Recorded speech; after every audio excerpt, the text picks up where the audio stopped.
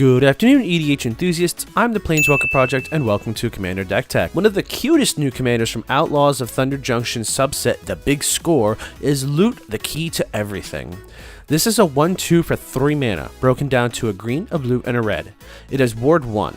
At the beginning of your upkeep, you exile the top X cards of your library, where X is the number of card types among other non-land permanents you control.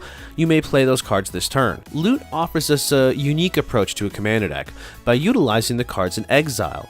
Our deck will make a point of playing cards from Exile in order to gain value.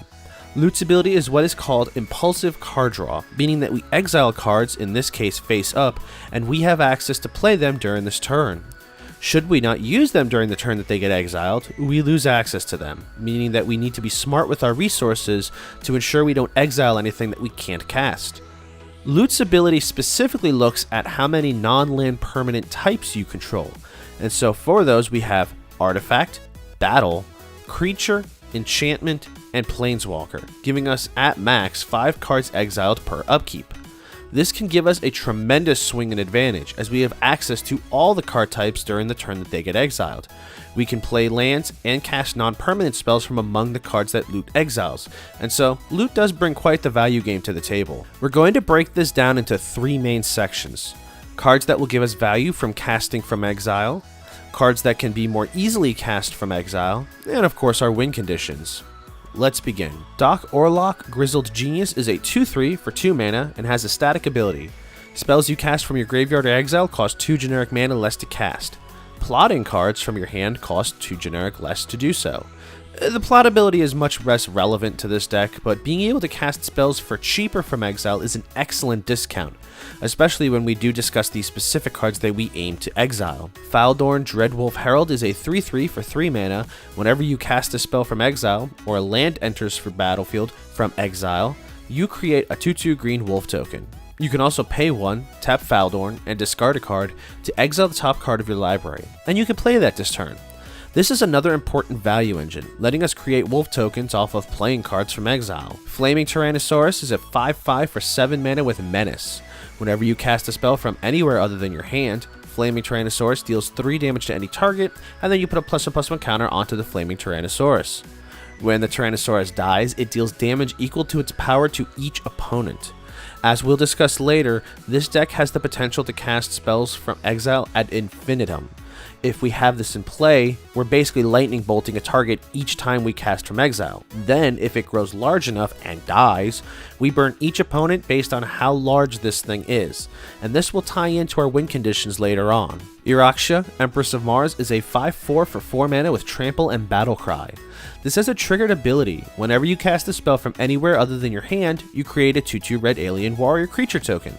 This is similar to Faldorn in that we get the token if we don't cast the spell from our hand, i.e. casting it from exile or even the command zone, so it gives us a similar value engine. Keeper of Secrets is a 6/4 for 6 mana with First Strike and Haste and has a similarly worded triggered ability.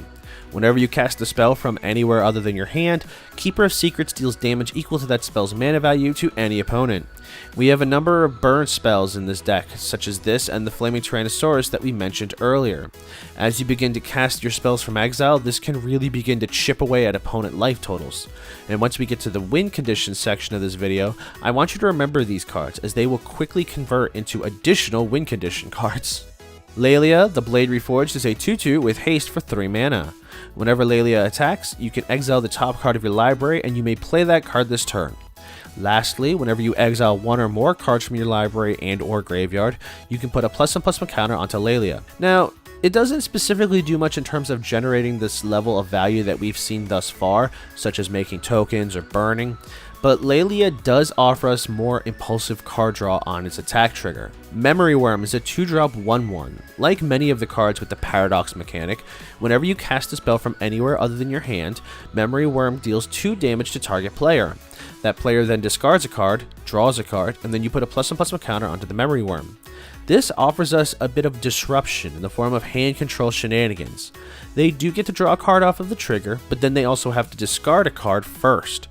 Also, like many of the Paradox engine we have running here, we do convert into win conditions once we get a few other cards into place. Nalfishni is a 6-drop 4/6 for flying. Whenever you cast a spell from exile, copy it. You may choose new targets for the copy.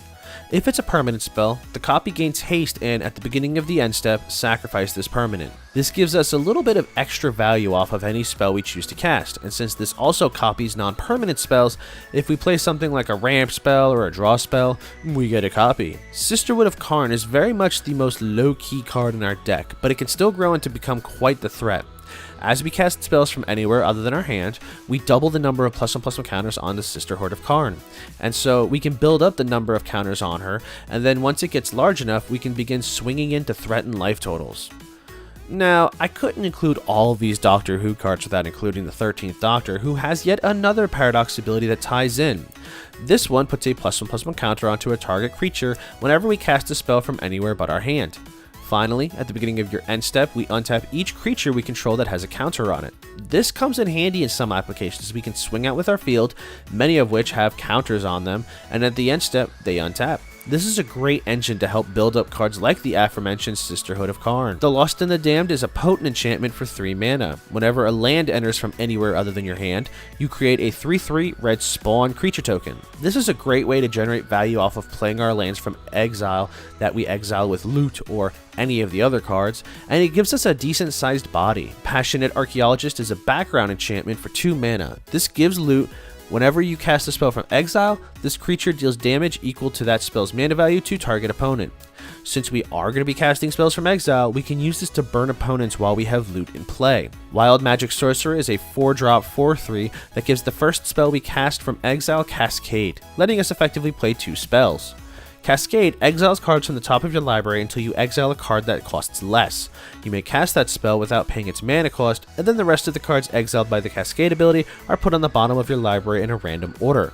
Since this is letting you cast spells from exile, any of the cards that give us value from doing this will trigger off of the Cascade triggers. Now, we have 3 cards that we will want to have exiled, as they have a unique ability that allows them to be recast from exile. Eternal Scourge, Mist Hollow Griffin, and Squee the Immortal. Now, if these 3 cards look familiar to you, that's because we are in fact on the Food Chain combo. Food Chain is a 3 mana enchantment and is central to the main combo of this deck. If we exile a creature we control, we can add mana of any one color to our mana pool equal to 1 plus the mana value of the exiled creature. But that mana can only be used to cast creature spells. If we're utilizing any of the 3 creatures who can be cast from exile, we can effectively make infinite colored mana for creature spells. We also get infinite cast from exile triggers, and so any and all cards who give us something for casting from exile, or anywhere except the hand really, will give us infinite of whatever value they offer.